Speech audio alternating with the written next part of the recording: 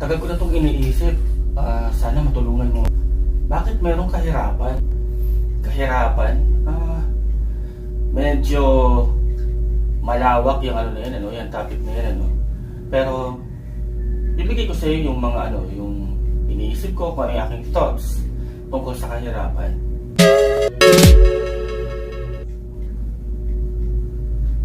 Sabi ng mga eksperto, maraming mga dahilan kung bakit mayroong kahirapan.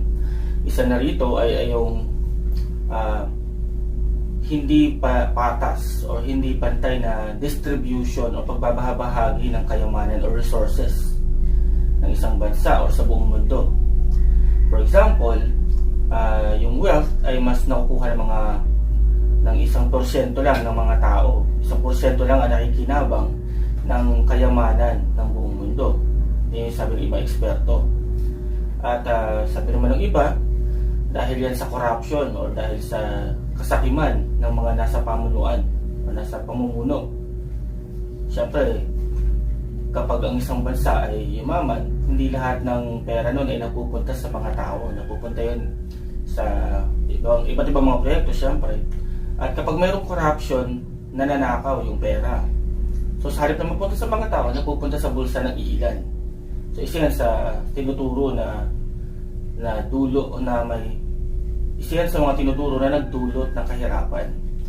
Ano pa? Yung mga digmaan, siyempre after ng digmaan, mayroong kahirapan. Diba? Kasi gagastos ang mga gobyerno o mga bansa sa armas o sa mga weapons sa halip na gamitin sa pangunahing pangailangan ng mga tao. So, magastos kasi ang digmaan. Kaya, minsan isa rin yun sa nagdudulot ng kahirapan ng isang bansa. Ano pa? Sabi ng iba, yung calamity o yung mga tagutom. Well, obviously, kapag nagkaroon ng tagutom sa isang lugar, kapag nagkaroon ng tagtuyot, hindi ka makakapagtanim, hindi ka makakapag-ani ng mga produktong agrikultural. Diba? So, nagdudulot din yan ng kahirapan. Pero, sa Biblia, ang itinuturong sanhi or nag-cause ng kahirapan ay ang kasalanan. Remember yung kwento ni Eva at Adan, yung tungkol sa sa ipinagbabawal na bunga mula sa pinagbabawal na puno. Inutos sa kanila ni Lord na huwag kainin yun.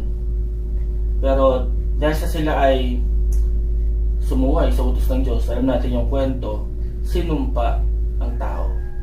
Ang sumpa ni Eva, may hirapan siyang manganak sa kanyang panganganak. Ang sumpa kay Adan, kailangan niya muna paghirapan. Kailangan niya muna magpakapagal bago siya makakain. Yun yung tinatawag na poverty. Yun nga kasi ayon sa Biblia, ang kasalanan ang itinuturong may nagdulot ng kahirapan sa tao. Pero huwag natin isisi lahat kay Eva at Adan. Kasi kahit tayo, guilty rin tayo sa pagkakasala. Sabi nga sa Roma 3:23, sapagkat ang lahat ay nagkasala at wala nakaabot sa pamantayan ng Diyos. So, kahit sino sa atin, walang pwedeng mag-claim na hindi siya nagkasala, na hindi siya nagsinungaling, na hindi siya lumabag sa utos ng Diyos, na hindi siya lumabag sa utos ng tao. So, lahat ng tao rin ay guilty sa pagkakasala. Kaya nga, merong kahirapan. Pero alam mo, hindi naman ganun kadilim ang hinaharap. Hindi naman ganun ka-dark ang future natin. Kasi merong pangako ang Diyos. Sabi ng Bible sa John 3:16, gayon na lamang ang pag-ibig ng Diyos sa sanlibutan. Kaya ibinigay niya ang kanyang bugtong na anak upang ang sino ang sumampalataya sa kanya ay hindi mapahama kundi magkaroon ng buhay na walang hanggan. So ibig sabihin, meron pa rin plano ang Diyos sa tao. Bagamat nagkasala ang tao, dito sa lupa nakakaranas tayo ng paghihirap, pero after ng buhay na ito, meron pang ipinangako ang Diyos na mas mainam, na mas maganda. Yun ay ang buhay ng walang hanggan sa piling niya. Siyempre, ang kasunod nito, tanggapin mo ang Panginoong Jesus bilang iyong Panginoong tagapagligtas. Sa paanong paraan? Sabi nga sa Biblia, ikaw ay naliligtas sa pamamagitan ng iyong pananampalataya. At syempre, kailangan mo itong sambitin, di ba? Kailangan mo itong wikain. Yun ay sa pamamagitan naman ng panalangin. At pagkatapos mong tumanggap sa Panginoon, maghanap ka ng kongregasyon, ng community, ng mga mananampalataya na tutulungan ka lumago sa iyong pananampalataya. Ako, personally, ini-endorse ko ang mga iglesia ng Assemblies of God. Kasi ang Assemblies of God na denomination ay Bible-centered, Christ-centered. Okay? Kaya nakakasiguro ka ng mga tinuturo dito ay tungkol kay Kristo at ito ay galing lahat sa Biblia. At ang mga mananampalataya rito ay tutulungan ka talagang lumago sa pananampalataya. Hindi lamang sa Pilipinas mayroong Assemblies of God, meron din sa iba't ibang bansa. Kaya hindi ka mahihirapang maghanap ng community or congregation mula sa Assemblies of God. Sana nasagot ko yung tanong mo tungkol sa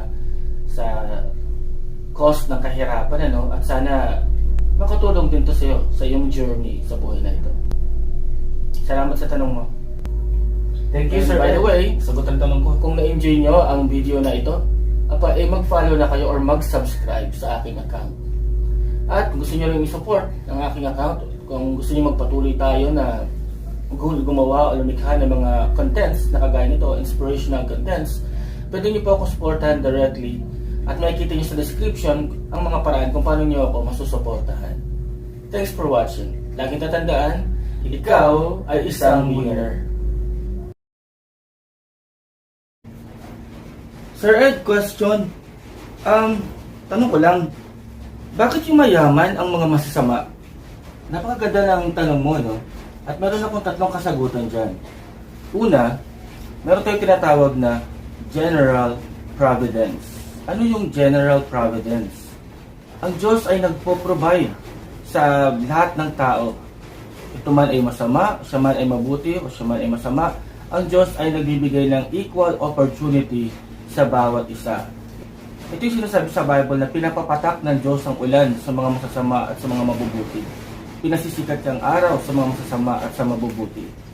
So sa madaling salita, lahat ng tao, ano man ang kanyang moral tendencies, binibigyan ni Lord ng opportunity na umasensyo sa buhay or kumita ng pera. Yan yung unang dahilan, General Providence of God.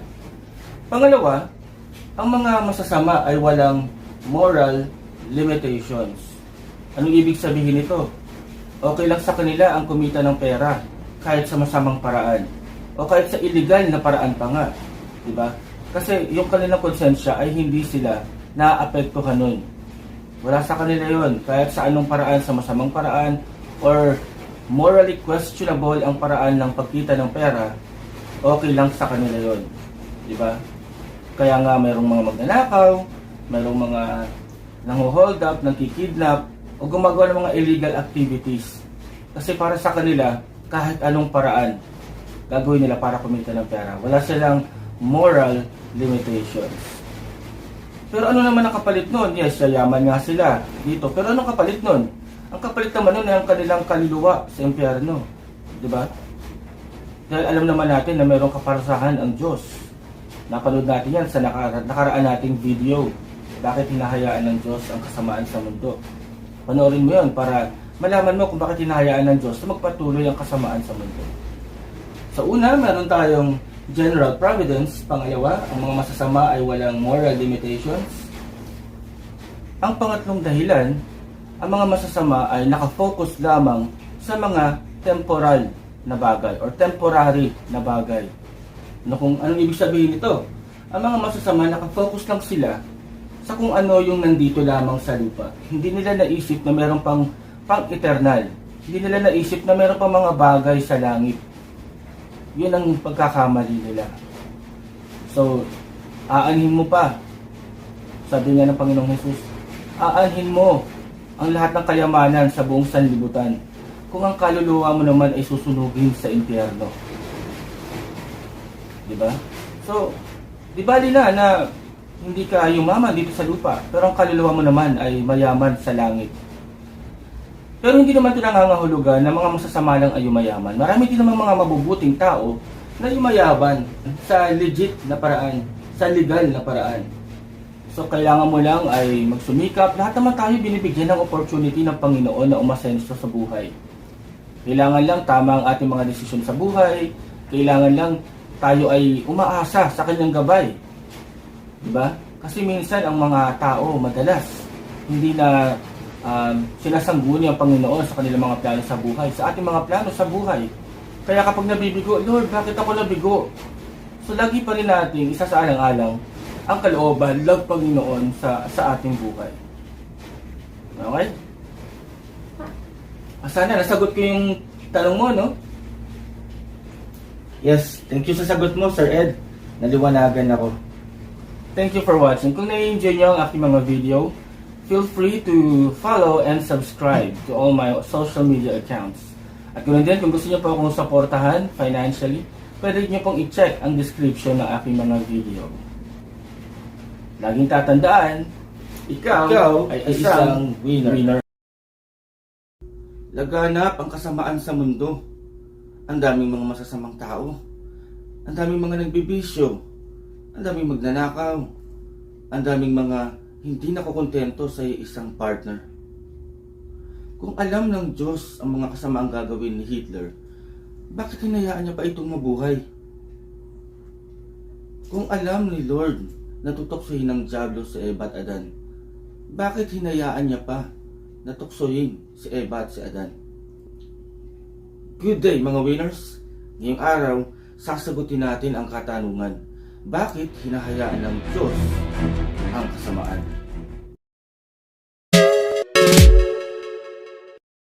Bago natin sagutin ang tanong na yan, alamin muna natin ano ang kasamaan.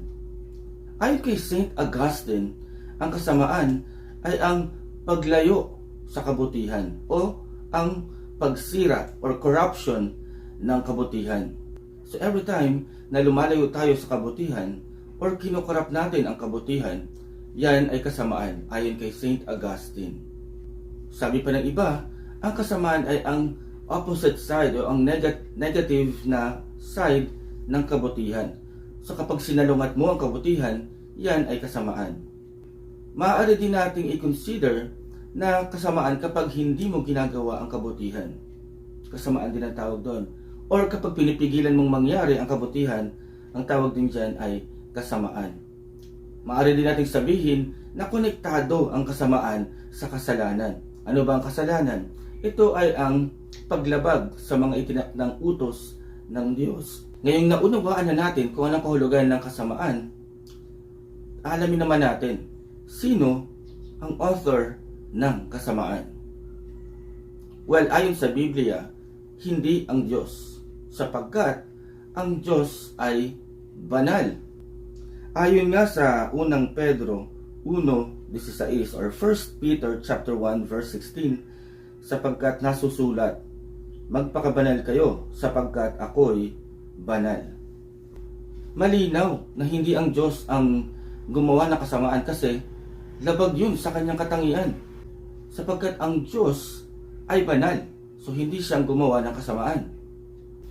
Ayon naman sa aklat ng Job 34:12 or Job chapter 34 verse 12, hindi gumagawa ng masama ang Diyos na makapangyarihan. Hindi niya kailanman binabaluktot ang katarungan. So ayon sa dalawang talatang ating nabasa o napakinggan, malinaw na hindi ang Diyos ang gumawa ng kasamaan. Hindi siya. Kung hindi ang Diyos ang nagpasimula ng kasamaan, sino? Sino ang nagpasimula ng kasamaan? Ang kasagutan ay mababasa natin sa Isaiah chapter 14 verse 12 and 13. O maningning na bituin sa umaga, anak ng bukang liwayway, bumagsak ka rin sa lupa at nahulog mula sa langit. Ikaw na nagpasuko sa mga bansa, hindi ba't sinabi mo sa iyong sarili, aakyat ako sa langit, at sa ibabaw ng mga bituin ng Diyos, ilalagay ko ang aking trono, uupo ako sa ibabaw ng bundok, natagpuan ng mga Diyos sa malayong hilaga. Ayon pa rin sa Biblia mula sa aklat ng Isaiah or Isaias, merong isang nilikha sa langit, isang angel, na ang tawag sa kanya ay Lucifer o bukang liwayway. Anong sabi doon? Sabi niya, aakyat ako sa itaas. Ibig sabihin, gusto niyang pantayan o lampasan pa ang Diyos. Siya ay nainggit sa Diyos. Kaya ang kauna-unahang kasalanan sa langit ay ang pagkainggit. At kasunod nito, siya ay nagrebelde. Nagrebelde siya sa Diyos. Ayon naman sa Ezekiel 28 verse 14 hanggang 17, Kerubin ang itinalaga kong magbabantay sa iyo. Nasa ituktukan ng aking banal na bundok. Ang nilalakaran mo'y mga batong kumikinang. Wala kang kapintasan mula pa ng isilang hanggang sa maisipan mong mamuhay sa kasamaan. Nang lumakas ang kalakal mo, natuto kang sumuway at namuhay sa kasalanan. Kaya ipinagtabuyan ka mula sa aking banal na bundok. Pinalayas ka ng kerubin sa kinatatayuan mong mga batong kumikinang. Naging palalo ka dahil sa iyong kagandahan. Ginamit mo sa kasamaan ng iyong karunungan para mapatatag ang iyong katayuan. Kaya ibinagsak kita sa lupa upang maging babala sa ibang mga bansa. Ibinagsak sa lupa. Wala namang ibang persona na ibinagsak sa lupa, kundi si Satanas. Bago siya naging masama, siya muna ay magandang nilalang ayon sa Biblia. Subalit ginamit niya ang kanyang kagandahan, ginamit niya ang kanyang karunungan para gumawa ng kasamaan. Kaya anong ginawa? Siya ay itinapon sa lupa. Pinalaya siya sa bundok ng Diyos. Siya ang nagpasimula ng kasamaan sa mundo. Alam natin ang kwento, tinukso niya si Eva at si Adan. Doon pumasok ang unang pagkakasala. Hanggang sa lahat ng tao mula kay Eva at Adan ay patuloy na namuhay sa kasalanan at nagkakasala. Ngayong nasagot na natin kung ano ang ibig sabihin ng kasamaan at kung sino ang nagpasimuno ng kasamaan, ngayon sagutin natin ang unang katanungan. Bakit hinahayaan ng Diyos ang kasamaan sa mundo? Unang kasagutan, dahil sa habag ng Diyos. Ano ang ibig sabihin nito? Tingnan natin ang sinasabi ng Biblia. Ayon sa ikalawang Pedro 3:9 or 2 Peter chapter 3 verse 9, ang Panginoon ay hindi nagpapabaya sa kanyang pangako, gaya ng inaakala ng ilan. Sa halip, nagbibigay siya ng pagkakataon sa lahat, sapagkat hindi niya nais na may mapahamak, kundi ang lahat ay makapagsisi at tumalikod sa kasalanan. Ang unang-unang dahilan kung bakit hinahayaan ng Diyos ang kasamaan, sapagkat binibigyan niya pa ng pagkakataon ang lahat. Makapangyarihan ng Diyos, He is omnipotent, o He is almighty. Nasa kanyang lahat ng kapangyarihan sa buong mundo. Sa isang iglap lang, sa isang kumpas lang, kaya niyang wasakin ang buong mundo. Pero bakit hindi niya ginagawa yun? Bakit hindi niya ginugunaw ang buong mundo para mawala na ang kasamaan? Kasi dahil sa kanyang habag. Hanggang ngayon nag-aantay ang Diyos na ang mga makasalanan ay magsisi, na ang mga masama ay tumalikod sa kanilang kasamaan, na ang mga tao ay bumalik sa Panginoon. Iyan ang pangunahing dahilan bakit hinahayaan niyang manatili sa mundong ito ang mga masasamang tao o ang kasamaan per se, dahil sa habag ng Diyos.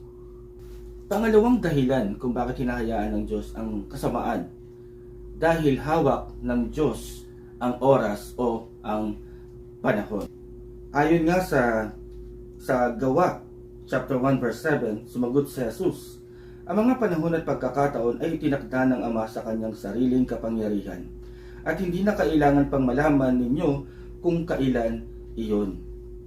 Hawak ng Diyos ang oras, hawak ng Diyos ang panahon, ang history ay nasa kanyang kontrol.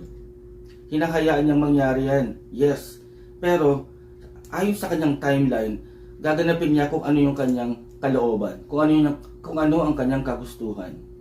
Pagdating ng panahon, tatapusin niya ang kasamaan. Pero yan ay ayon sa kanyang perfect timing. Bakit hinahayaan ng Diyos ang kasamaan? Pangatlong dahilan, dahil ang Diyos ay nagtakda ng panahon ng kaparusahan.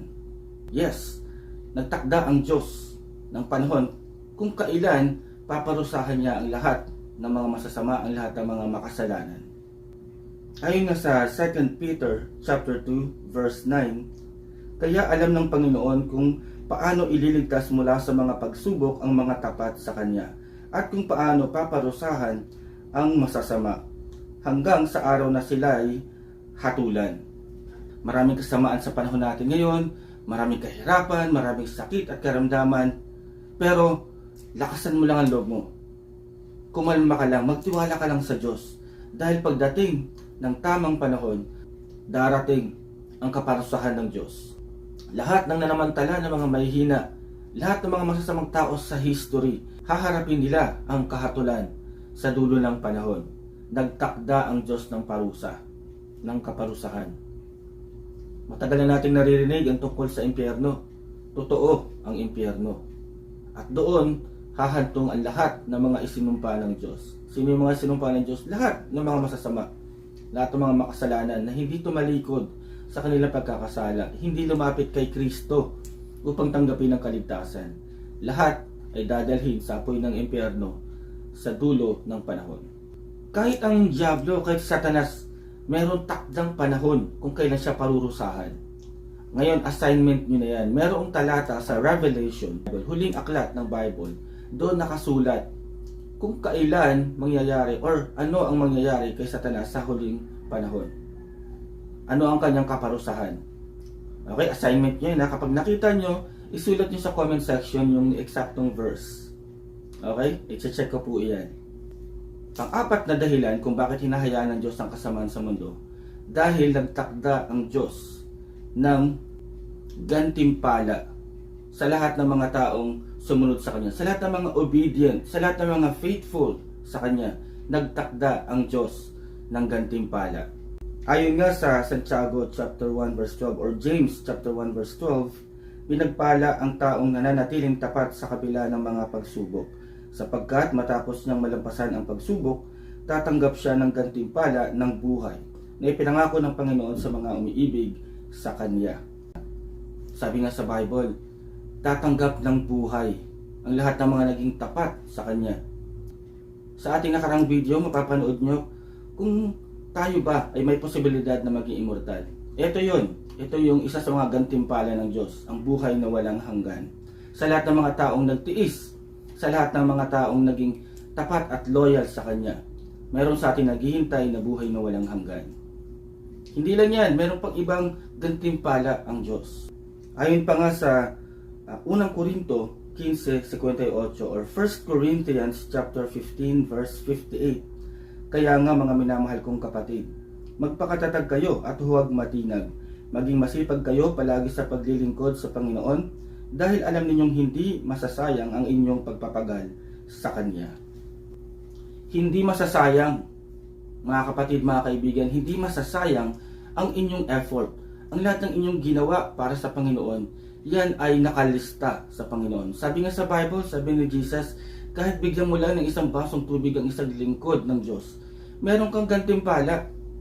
Isang basong tubig lang yun ha. Paano pa kaya kung talagang nag-effort ka para gumawa sa gawain ng Panginoon? Diba? Paano pa kaya kung gumastos ka para sa gawain ng Panginoon? Nag-dedicate ka ng oras sa gawain ng Panginoon? Lahat ay ginawa mo para sa Panginoon. Aba, edi mas lalong malaki ang gantimpalang makakamit mo sa kabilang buhay, sa langit. By the way, meron tayong isa pang video tungkol sa langit. Doon malalaman mo kung ano yung mga nakahanda para sa iyo. Kaya huwag lang tayong magsawa, magpatuloy lang tayo sa ating paglilingkod sa Panginoon. Ngayon meron na lamang akong iisang katanungan para sa iyo. Kaibigan, kapatid, kapitbahay, kaklase, katrabaho. Ang tanong ko, tinanggap mo na ba si Jesus sa iyong puso bilang iyong Panginoon at tagapagligtas? Kung hindi pa, kapatid, ang aking may papayo sa iyo, manalangin ka sa iyong silid, manalangin ka sa iyong sikretong lugar, at hingiin mo ang kaligtasan ng Panginoon. Tanggapin mo siya bilang Panginoon at tagapagligtas. Sapagkat sabi nga ng Biblia, sa iyong bibig ikaw ay maliligtas. Pero hindi nagtatapos dyan. After mong tanggapin si Jesus bilang iyong Panginoon at tagapagligtas, maghanap ka naman ng mga iglesia, ng mga grupo na Christ-centered at Bible-based. Bible-based, ibig sabihin, ang kanilang ipinangangaral ay ang Biblia. Christ-centered, sino ang kanilang sentro? Ang Panginoong Jesus. Ang itinataas ng grupo na iyan ay walang iba kundi si Kristo. hanapin mo ang mga Christ-centered at Bible-based churches. Ako personally, aking iniendurso ang Assemblies of God. Dahil ako personally lumago ako sa isang iglesia ng Assemblies of God dito sa Cavite. Ang kagandahan, ang Assemblies of God ay matatagpuan sa iba't ibang lugar sa Pilipinas at hindi lang yan, pati sa iba't ibang bansa ay mayroong Assemblies of God. Excited ako sa iyong spiritual journey. Sana, huwag kang tumanggi kapag kumakatok ang Panginoon sa iyong puso. Pagbuksan mo siya, sana tanggapin mo siya. At pinapangako ko sa iyo, kapatid, pag dumating ang tamang panahon, makakasama ka sa gantimpala ng Panginoon. Makakasama ka sa paraiso ng Panginoon. Thank you for watching. Kung na-enjoy niyo po ang aking mga video, please follow or subscribe to my account or channel. At ganoon din, kung gusto niyo po akong suportahan, pwede niyo pong i-share ang aking mga videos para mas ma-reach pa natin ang mas malaking audience. At kung gusto niyo akong suportahan financially, directly, tingnan niyo na lang po sa description ang mga paraan kung paano niyo ako masusuportahan directly. Thank you for watching. Laging tatandaan, ikaw ay isang winner.